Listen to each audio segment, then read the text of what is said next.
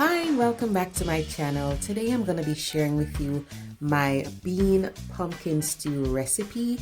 Let's get into it. So I'm going to be starting off with some butter, and of course you can use coconut oil. There are other substitutes, and we're going in with some other seasonings and herbs today just to make sure that this is really flavorful.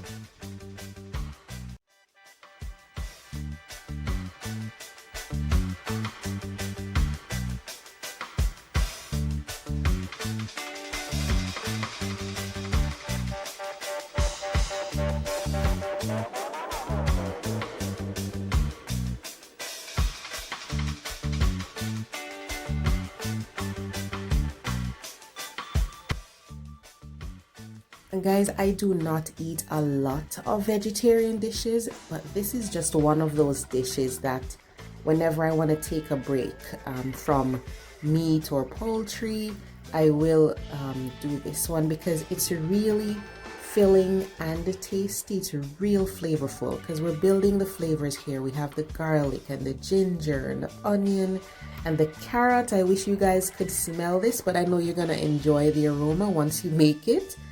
And adding some peppers for flavor and color as well. And we're going to be adding some seasoning to it eventually.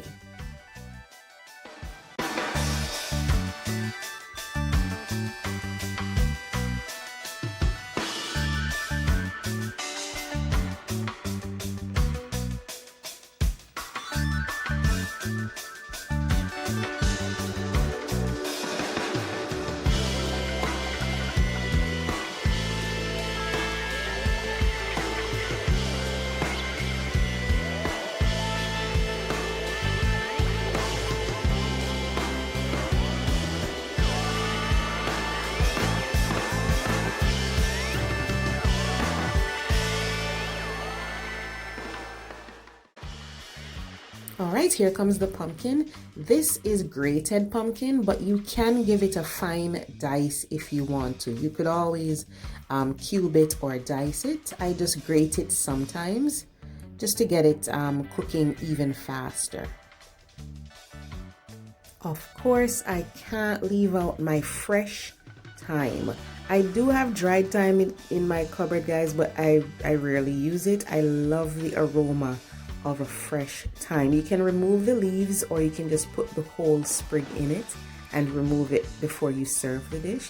So I'm just stirring the pumpkin around, giving it a little cook there in the butter and the onions, and then we are going to be adding some liquids because we want this to simmer down nicely.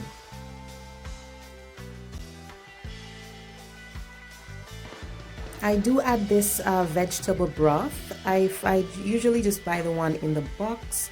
If you have homemade broth, you can use it too. And some coconut milk. Really delicious.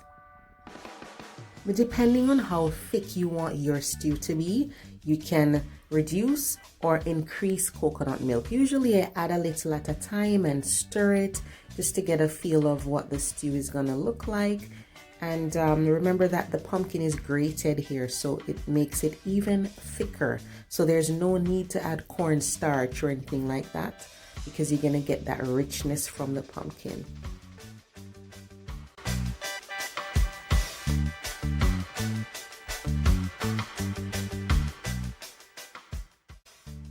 You know, guys, many people have this misconception that vegetarian food doesn't have flavor, but it's just because of, you know, the dishes they've probably tasted at restaurants or at somebody's home.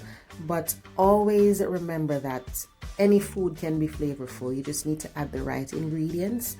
I'm using Maggi seasoning here, but if you don't have Maggi seasoning, you could always use some other all-purpose seasoning. You could use onion powder, garlic powder with some paprika and some salt and the pepper. It's up to you, but I find that the Maggi seasoning just goes really well with this dish. As I always say, if you want a lot of heat in this, you can cut up your scotch bonnet, but if not, then you can just add the whole one and get just a little heat with the flavor of the Scotch bonnet. I am adding some turmeric here, and it adds a little flavor, but it even helps to give the dish an even more vibrant color as well, especially if you don't get the very rich Jamaican pumpkin that gives the stew a nice bright color. The turmeric adds the color to make it even more appealing to the eye. So we'll simmer this to cook the pumpkin and get the sauce bubbling, get the stew nice and rich. And I do check on it because sometimes the pumpkin can settle to the bottom if it's grated like I did. So I just stir to make sure nothing is getting stuck. And make sure while you're cooking, you're tasting to see if you need to add more seasoning.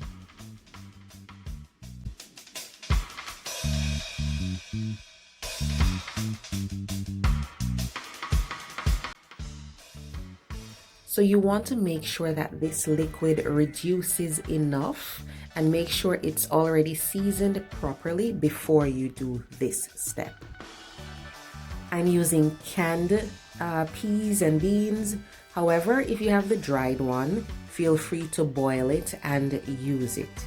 It's perfectly fine either way. Usually what I do is I add like half of the can, so make sure you rinse these peas and beans first, right? And then I usually add like half the can and see if it's enough before I add any more. And then I just freeze the rest, because you don't want to add too much peas and then it gets really thick and you have no liquid to enjoy. So just add a little at a time and then freeze the rest, or you can use it to do something else.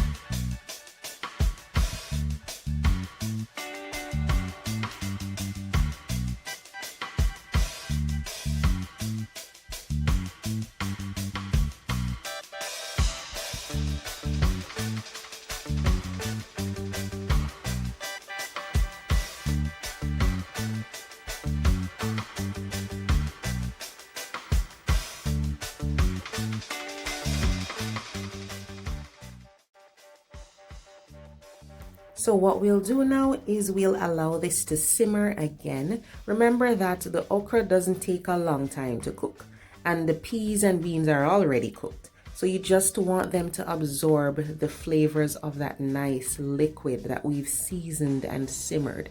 So just a few minutes, and then taste to make sure that the okra is cooked and the peas and beans have absorbed the seasoning, and then you're good to go. I do add peanuts or cashew. Sometimes it's definitely optional. The okra is optional.